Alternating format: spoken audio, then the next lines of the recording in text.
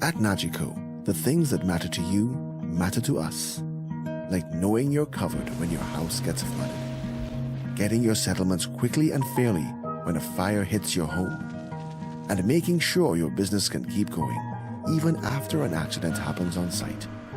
At Nagico, we're about much more than just insurance. We're about the big things and the small things that mean everything. The government of St. Kitts and Nevis has offered to accommodate secondary school students from islands that were severely affected by the passage Hurricane Irma and who are registered to sit the Caribbean Examination Council exams. The Dr. Timothy Harris-led administration has offered temporary accommodation in response to the needs of those affected countries as they seek to rebuild and return to a state of normalcy. Harris was a part of an OECS Monetary Council delegation that visited the storm-affected island of Anguilla on Wednesday, where he met with over 100 St. Kitts and Nevis nationals and identified focal points of assistance. One area of concern identified during that consultation was the consideration of students of those affected countries, particularly those who are registered to sit CXC exams. As a result, Harris announced that accommodations are being made for displaced students in Anguilla, St. Martin, and the British Virgin Islands who are registered for upcoming CXC exams. And they are rightly concerned if they think that their students will be disadvantaged from a long closure of the high school. Again, on humanitarian and compassionate grounds, we are saying we are able to do so.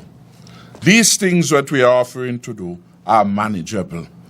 They will make a significant difference in the efforts to restore those countries now impacted to a state of normalcy. At a press conference on Thursday, Prime Minister Harris said the government has made its hospitals available to residents of neighboring islands should the need for health services be required.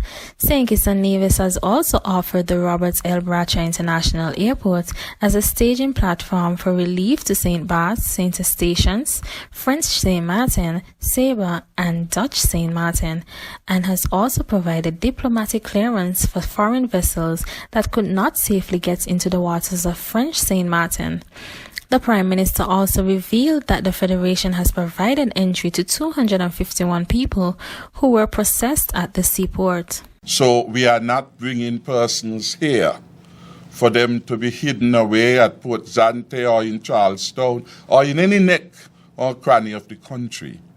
What we have done simply out of love.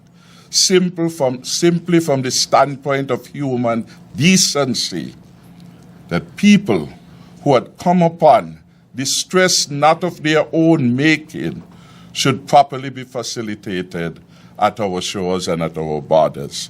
None of them have requested work permits. None, therefore, has been accorded to any.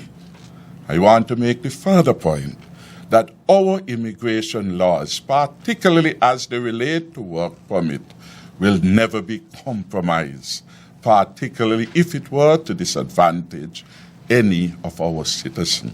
Harris also said that the government is prepared to assist in the restoration of electricity supply to Anguilla and to any other island that requests such assistance.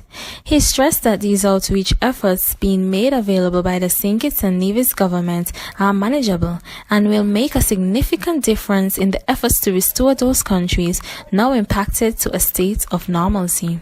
I'm Chantel Rochester, SKN Newsline.